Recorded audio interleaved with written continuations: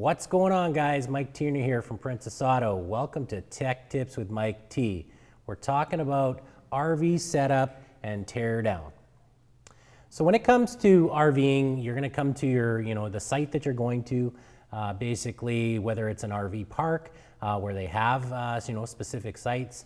Maybe they've got a groom pad or a concrete pad. It all depends on the different sites that are out there. You just want to make sure that you're prepped and ready and have the materials there for setting up. So when it comes to the setup, you're going to typically prep the area. So whether you want to have a mat underneath or a tarp, that's entirely up to you. Typically, I just use the pad that our seasonal site's on. What you want to do is have the equipment to help prevent any kind of rolling of the trailer or any kind of movement. So we want to limit the bounce in the trailer once you're in the trailer and you're settled. You can get some bounce if you're not leveling it properly. Tilting, doors don't open properly or they don't stay closed properly. You can get twisting in your RV. All different kinds of things with improper setup. So we want to make sure that that's done first. So if you're at a regular site that you're going to pull in, a paid site where you're going to RV, typically that's fairly flat. So some of the things that you might want to consider is preventing your trailer from moving. So there's lots of different products out there. We want to make sure that we block the wheels. So in the case of this product, it's basically a flat plastic unit with some bumps. You'd set these out. Someone would help you line up your trailer axles and tires, and you'd back into the middle piece here. So this would help prevent your trailer from rocking back and forth. These are just one type of product to prevent that. You can also use wheel chocks. So wheel chocks are also used to help prevent sometimes they're individuals like this one. Sometimes they actually have two.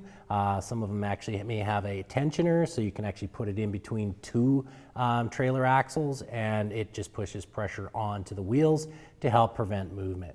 So wheel chocks, if you don't have this available, a couple of pieces of firewood, and as long as you block the wheels so that it helps that front back motion movement, especially if you're on slightly uneven ground. Once you've kind of got that ready, now you need to level your trailer. So leveling the trailer comes in a variety of ways depending on your type of trailer. So it may have scissor jacks already bolted on. Typically there's one on each end of the trailer, fronts and backs. It may be a power stabilizer.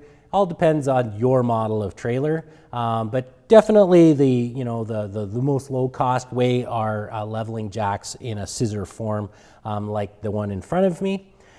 These are typically mounted to the frame on each corner, and by using a little handle, you can crank that up and down, and this is basically to stabilize your trailer.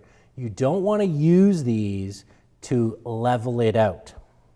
Okay, so leveling it by cranking your scissor jacks can actually bend the jacks. You want to basically get the trailer level as possible and then just use the jacks to lower down to basically stop any kind of rocking motion. You don't actually use these to crank up and down the heavy weights of your trailer. That will bend these and cause them to buckle. So you just want to, get your trailer leveled and then crank these down, and then basically you'll have a stabilizing pad for them to sit on. These don't typically all crank all the way down to the ground, so you would need a platform, a stump, or you can get pads that go underneath. Some guys make them out of 2x4s or 2x6s and just build them up so that you're not fully extending this out. That can also cause a little bit too much rocking and create an unbalance on the trailer. The other option you also have too is stabilizer jacks that are mounted. They will swing down. Some models will have shorter extensions. There's little positive locks here that you can just lift up and adjust according to the height level that you want your trailer to be stabilized. And they're usually sitting at angles. So they've got rubber pads on them. It helps prevent any kind of slipping, especially if it's on concrete or anything like that. Usually they come in sets. Now, once you've kind of got your trailer level, well, how do you really tell that it's level? So there's lots of different ways to do this. You can use a level if you want. Typically, you're going to start front to back level, and then you're going to do side to side level. So once you've got your front tongue and your back leveled out, you're going to now try to level out the side to side. To aid in that, we have different stick-on levels. So the levels have a little sight glass, just like your level, a carpenter level would have. And if you put these on each corner, this will actually indicate whether you're level in one spot or the other, or you need to do a little bit of adjustments. Now, they don't last forever. If they're in direct sunlight all the time, they do crack. The plastic, will crack, and also the glass inside will start to, the green in the glass will start to kind of not be as green. It'll start to fade out. So, you can replace these. You shouldn't have to replace them every year, but, every few years. You also can get them that have indicator degree marks. So it'll have a 0. That means that you're perfect. And then they'll kind of inch out each way. There's lots of different models like this on the market. And they're cheap, and, they aid in, all leveling. Once you've got that trailer leveled, parked, chalked up, set, it's a good idea to have your wheels covered. So the tires should be covered. And, especially if you've got sun exposure on one side versus the other, I would definitely have a full set of trailer covers. If you're only in the RV spot for a day or so, not a big deal. But if it's something like a seasonal trailer that you might only pull out once a year, or if you're doing extended stays, I would really suggest that you cover the wheels, the tires. It prevents any kind of tire bleaching, cracks on the outside of the tires. It just aids in maintaining your tires that much longer, and it helps prevent any of that cracking on the sidewalls. So tire covers, really inexpensive. You can get them in a variety of different sizes for that tire that you have. Typically they'll have a range, and they have little bungees that just fish through the backside of the tire. You just clip them together. It takes next to no time to install these, and it is a great, once you've set up and you're ready to go, and you won't have to worry about them until you're ready to leave. There's also blocks that have, they're like Lego blocks. They're stacking blocks. They basically can add height, so that if you're trying to level out your trailer, they're plastic. Typically they're yellow, and you can add or subtract depending on which way your axle is on level. So you can just back onto them. You can add more or less. They're basically like building blocks, and they can also help level your trailer out if you are on uneven ground. And that typically happens when you're just boondocking it. You're going somewhere where it's maybe not an actual RV site, or it's a rough and go type RV campground, and maybe it's a little bit more muddy, or the gravel isn't not even. That's where you kind of really need all of the support blocks to help you level out.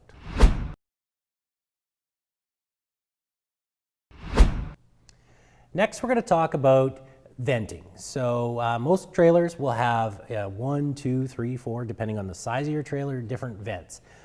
Basically, standard vent lids are all the same. They're mostly 14 by 14, and this just helps vent out your trailer.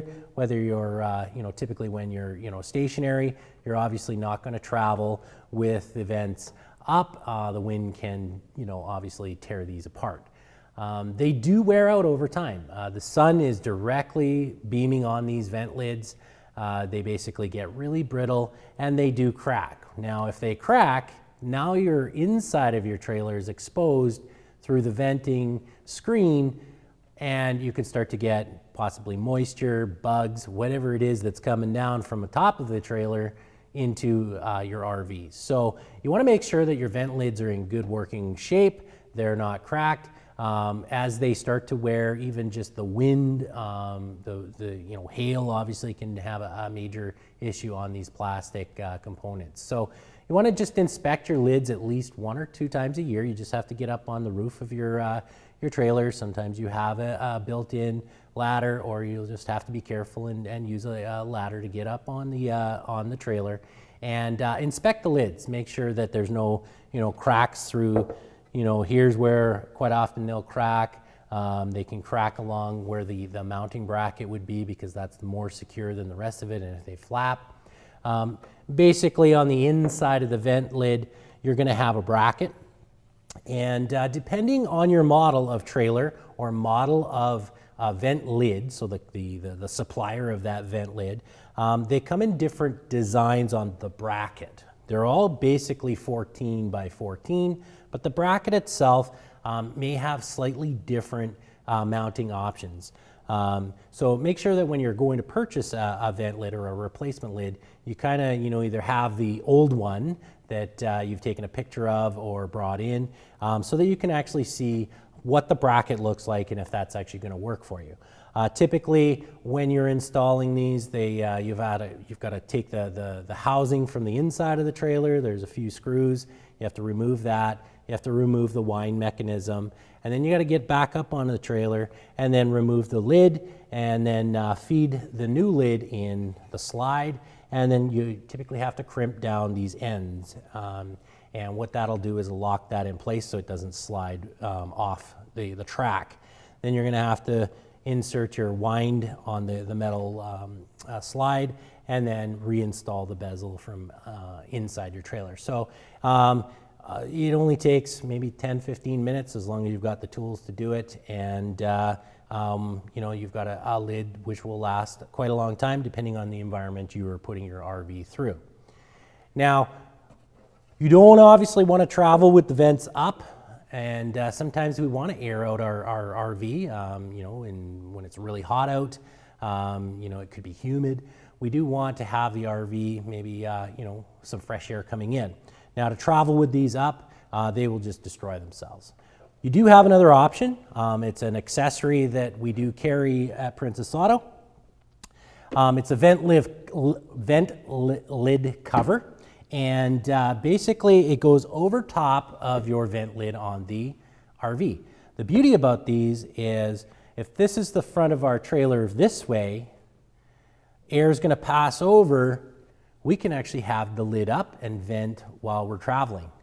You're going to have a screen on the front to help for aerating out your RV, but the travel does not affect the lid. So the lid can be up, and you can vent your RV or trailer as you travel. One caution, though, is you travel gravel roads, anything like that that has dust flying up, that could get sucked in because of just air circulation coming over from the tow vehicle over, and you may have some dust build up in your trailer. So I would suggest that if you're traveling on heavy gravel roads or dirt roads that have a lot of dust, just close your vents anyways, just so that you don't have a whole lot of cleanup once you start RVing. They're really simple on how they are mounted. There's a installation kit that you get. Basically all they are angle brackets. You don't have to drill into the top of your RV. On the bezel or the frame of your vent lid, you will have a flange that sticks out. It's metal. All you need is a drill bit, the appropriate drill size, and there's some screws. You just have to mark where that's going to line up, and basically you bolt everything together on that. So you don't actually have to drill into the top of your RV. It's you don't have to worry about siliconing any of that, because you're not actually tapping in to create any kind of water issues. So they're really, really common. More and more RVs might be coming with them as an option, but definitely it's something that I would suggest having. That way, if it's raining out and you can still vent out your trailer, it's a great option to have without having to sacrifice some water coming inside.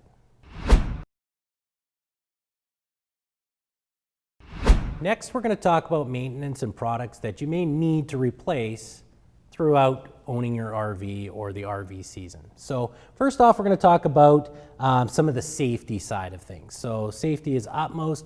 We are using electrical power in some cases. We are also using propane. Now, propane is usually used when you're not connected directly to a power source. So propane, many of the products within your RV require propane to operate. So possibly your hot water tank, your heater, and some air conditionings run on the propane system, as well as your cook stove. So you've got propane throughout your system. Now, the problem with propane is it's a silent killer. So many times people go RVing, they don't inspect their systems properly, or they have a malfunction, and they may have a propane leak. Or when you're burning propane, you create carbon monoxide. So you have to have the safety things in working order, and it's something you want to check at least once or twice a year to make sure that they're actually operating properly or they're in good condition. So first off,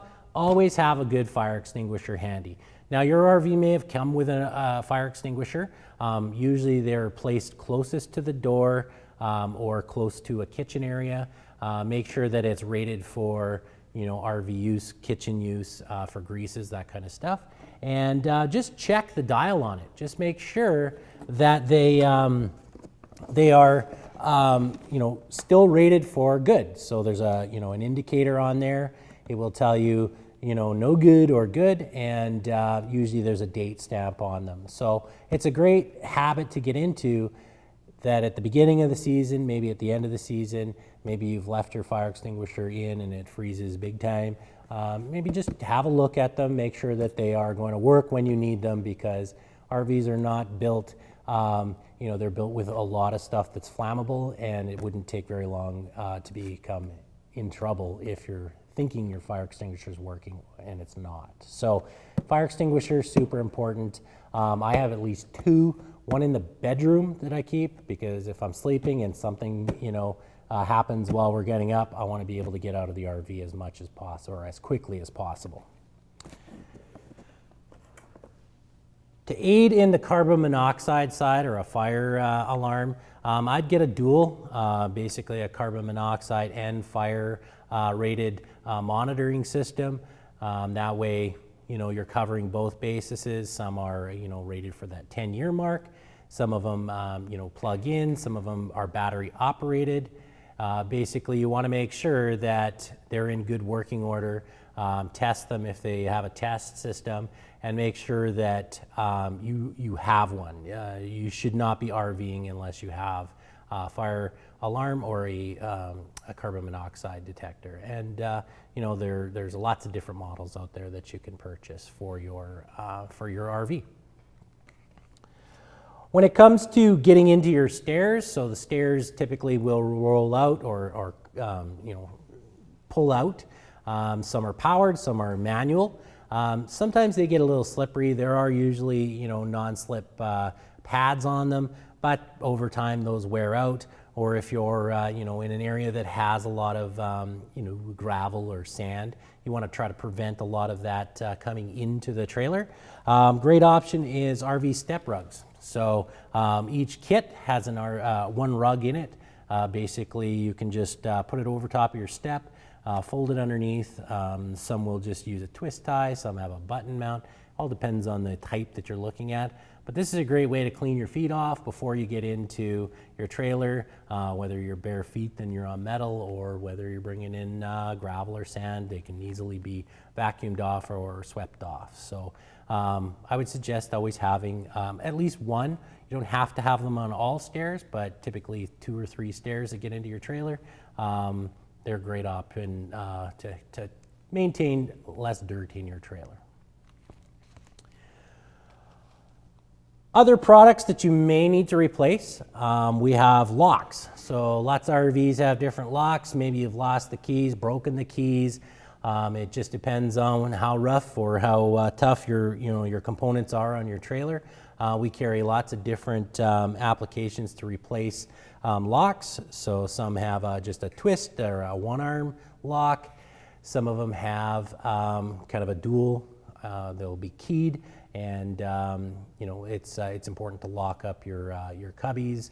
You know, there's also, you know, front door trailer locks, but in this case, this is a great option for people that are just replacing locks on their cubbies. So lots of different models of these are available. When it gets into your bumper system, so the bumpers typically are where you can house, most RVs, your sewer hose. So when it comes to making sure that that doesn't slide out or it's locked in, bumper inserts on each end of the trailer will allow you to keep all of that nastiness out of your trailer cubbies. So you basically just pop these in and out. These specific models, I'll hold them up so you can see the light shining through. They have venting, so it helps vent out any maybe the nasty smells that you might get from your sewer hose. Some other models are completely plugged, and those are just options. So they just pop in on the end of your trailers.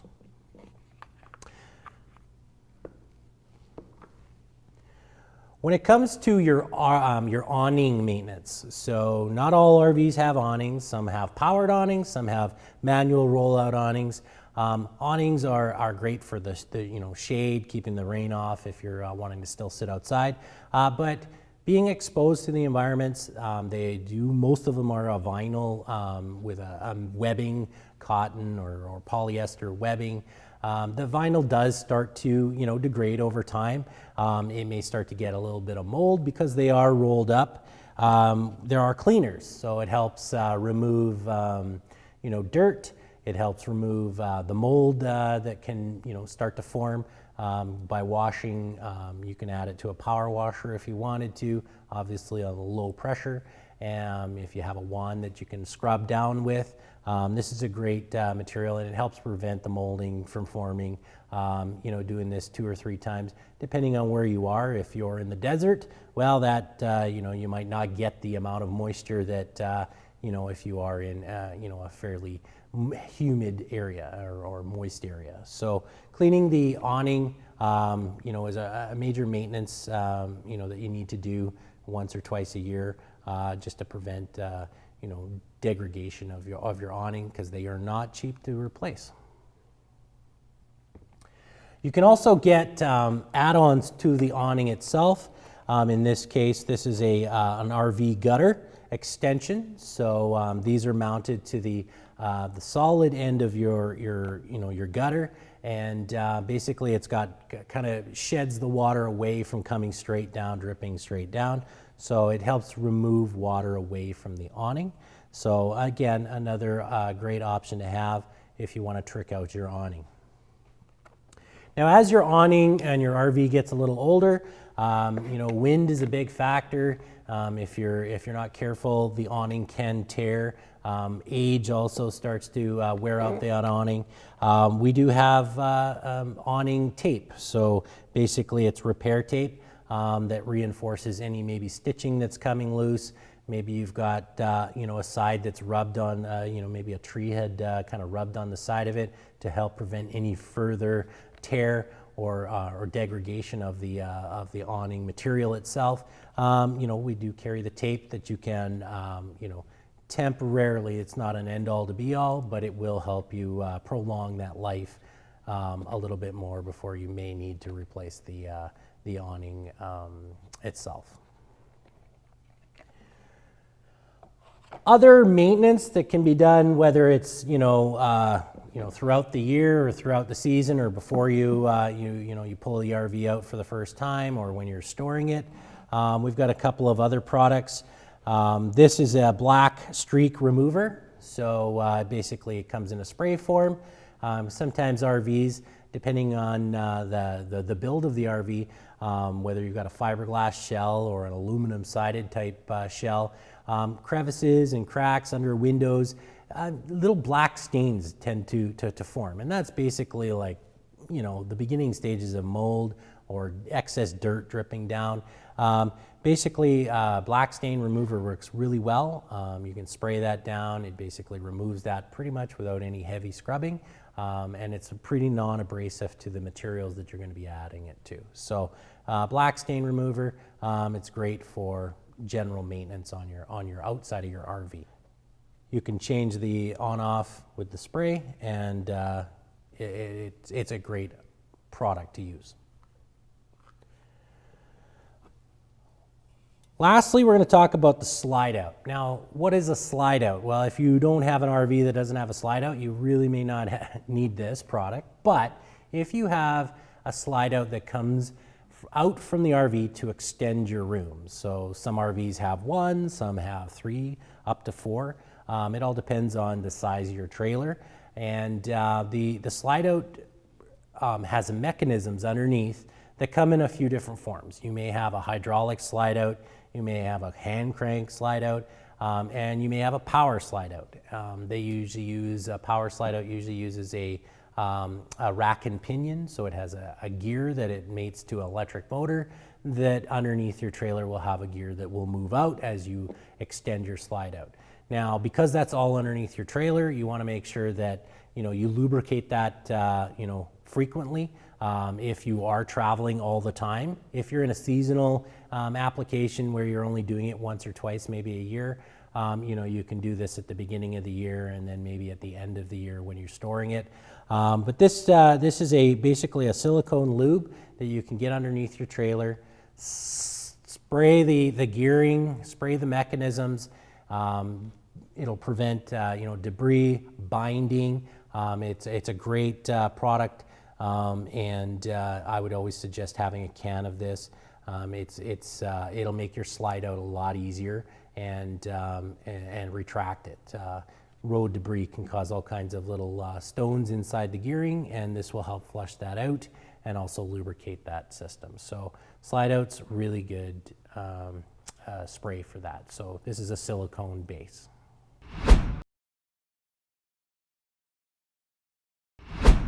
And finally, we're going to get to the winterizing or year-end storage. So there's a lot of products out there that can help you, get through your storage.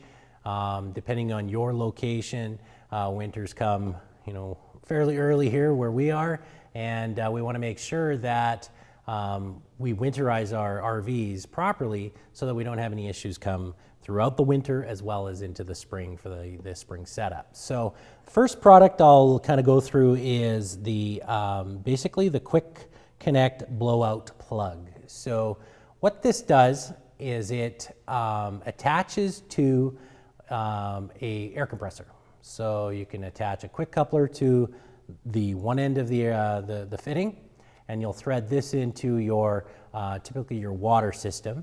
And there's kind of two ways you can clear out your water. In this case, we're going to use air.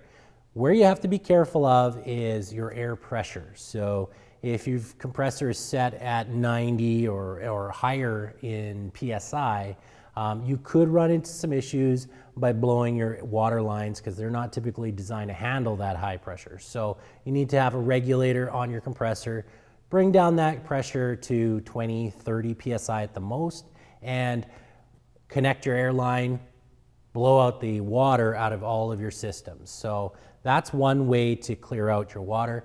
You'll want to disconnect all of the plugs that may be on your low spots on your sink or your taps. You may want to take out your water heater plug. That way all the water can be drained out by using air. Another way to do that is by filling the system with RV antifreeze. So RV antifreeze is a non-toxic type antifreeze. You can run that, it's safe for water systems. Basically, you would use your 12-volt system that's going to be on board your pump to pump through that water through your entire water system except your hot water tank. What you want to do is at your hot water tank, you turn off the valves so that no water goes through your hot water tank or any RV antifreeze. You just open up the plug on your hot water tank and just leave that out. Then you can go and put that plug back in the spring, and then that will be protecting your hot water tank from any kind of foreign material like RV antifreeze. So by running RV antifreeze through your entire system, you basically open up all your taps, have it drain out. You'll start to see the coloration change from clear water to a colored antifreeze and just run it for a few minutes. Allow that to kind of just remove any of the water that might be in there. Open up your shower, open up your bathroom faucets or your sink faucets, and even your outdoor shower if you have one. You want to make sure that that all is flushed through. That way you run no risk of water freezing and expanding and blowing lines in your RV. To add RV, basically you can use a filler into your fresh water holding tank. It's the easiest way, and then you can use your 12-volt pump to pump that through. And then if you want to leave that RV in your fresh water, because you're not going to use it, larger systems need, gallons, 5, 10, 15 gallons of RV in some cases to flush that out properly. So some people prefer the air system, some people prefer the RVM antifreeze. One is no better than the other, it's just done slightly different. Now as you put your RV away, obviously you're going to be taking out as much of it as you can. You don't obviously want to leave any foods or perishables inside. Keep your fridge kind of slightly open. Some fridges come with a little plate that you can stick in the door to keep the door open slightly so that you don't create mold buildup or humidity in your fridge. But you also can use absorbent. So basically it's like dehydration or a dehumidifier kit. It comes in a plastic, in this case a plastic container. There's a foil lid once you open it up. You can put this in your RV for kind of two things. You can use it for your winterizing. So typically if you're in a maybe slightly humid, or maybe you've got the trailer in a shed or garage and it's not in the direct, pure winter, you can build up some humidity inside. You don't want that building up, so you can just put this inside and it will capture any water buildup that would possibly form. You can also use this throughout the season. If you tend to run your air conditioner a lot, there's a lot of humid air that may build up.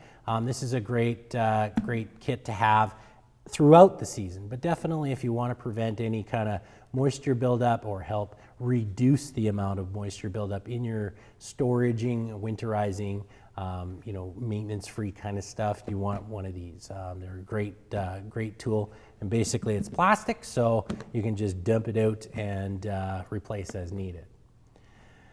Well, that's it for Tech Tips with Mike T. See you next time.